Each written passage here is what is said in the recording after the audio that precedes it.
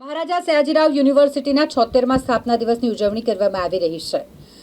વડોદરા શહેરના મહારાજા સયાજીરાવ ગાયકવાડ કે જેઓ દ્વારા આ મહારાજા સયાજીરાવ યુનિવર્સિટીની સ્થાપના કરવામાં આવી, તેઓને આજે યુનિવર્સિટી દ્વારા પુષ્પાંજલિ અર્પણ કરવામાં આવી છે। યુનિવર્સિટી પરિવારના સભ્યો, યુનિવર્સિટીના સ્વપ્નદ્રષ્ટા એવા સર સયાજીરાવ ગાયકવાડ ત્રીજાના ફોટાને સૌએ ભેગા થઈને પુષ્પાંજલિ અર્પણ કરી છે। ખાસ કરીને આમાં યુનિવર્સિટીનું મેનેજમેન્ટ બોર્ડ, એક્ઝિક્યુટિવ બોર્ડ સાથે જ ફેકલ્ટીના ડીન, કોલેજના આચાર્યો, શિક્ષકો, સંસ્થાના વડાઓ, વિભાગના વડાઓ તમામ ઉપસ્થિત રહ્યા હતા અને સર સયાજીરાવ ગાયકવાડ ત્રીજાને પુષ્પાંજલિ અર્પણ કરી છે।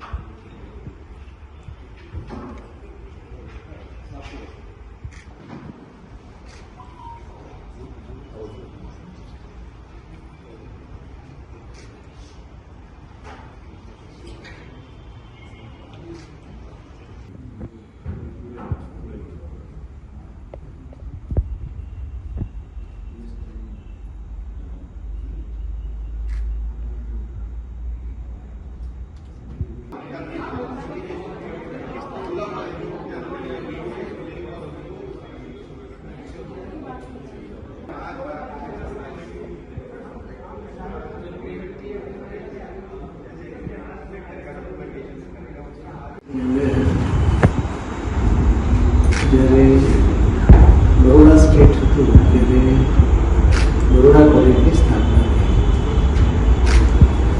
ત્યાર પછી પ્રતાપસિંહ ગાયકવાડ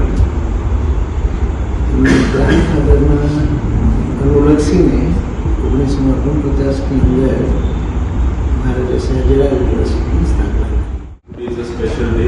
આજના દિવસની આપ સૌને ખૂબ ખૂબ શુભકામનાઓ।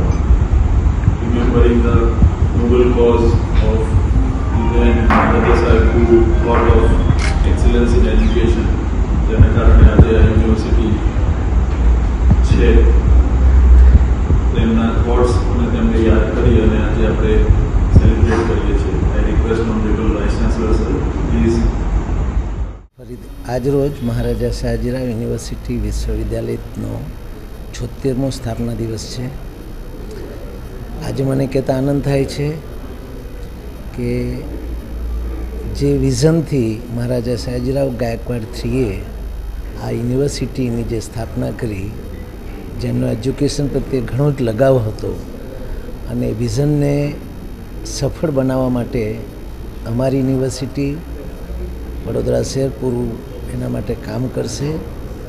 અને એટલો બધો આનંદ થાય છે કે જે અમે કહી નથી શકતા કે એમના વિકાસલક્ષી કાર્યો જે હતા એ હંમેશા અમને ઉજળતા રાખીશું। વિશેષ વાત તો એ હતી કે જ્યારે 1881માં જ્યારે આ યુનિવર્સિટીની સ્થાપના થઈ, બરોડા કોલેજ વખતે, બરોડા સ્ટેટ વખતે બરોડા કોલેજ તરીકે, પણ ત્યાર પછી 1949માં યુનિવર્સિટીની સ્થાપના મહારાજા સયાજીરાવ ગાયકવાડ થ્રીના વિઝનથી મહારાજા પ્રતાપસિંહ ગાયકવાડે શરૂઆત કરી અને ત્યાર પછી 1949માં આ યુનિવર્સિટી એક્ટ 30 એપ્રિલે આવ્યો અને એટલા માટે આજે એનો આ 76મો સ્થાપના દિવસ છે, એટલે કે ફાઉન્ડેશન ડે, જે યુનિવર્સિટી માટે ખૂબ ગૌરવરૂપ છે। આખી યુનિવર્સિટીમાં એક ખૂબ લાગણીનો માહોલ છે, ખૂબ લાગણી અથવા એને શું કહેવાય, પ્રશંસાનો માહોલ છે અને અમે એટલી પ્રતિજ્ઞા કરી, અમે બધા ભેગા થઈને કે આ યુનિવર્સિટી ખૂબ ખૂબ આગળ વધે અને દેશ વિદેશમાં આમ તો નામ છે જ પણ વધારે પડતી થાય। એટલે ફરીથી વડોદરાવાસીઓને, મારા મસેવ યુનિવર્સિટીના કર્મચારીઓને શુભેચ્છાઓ પાઠવું છું।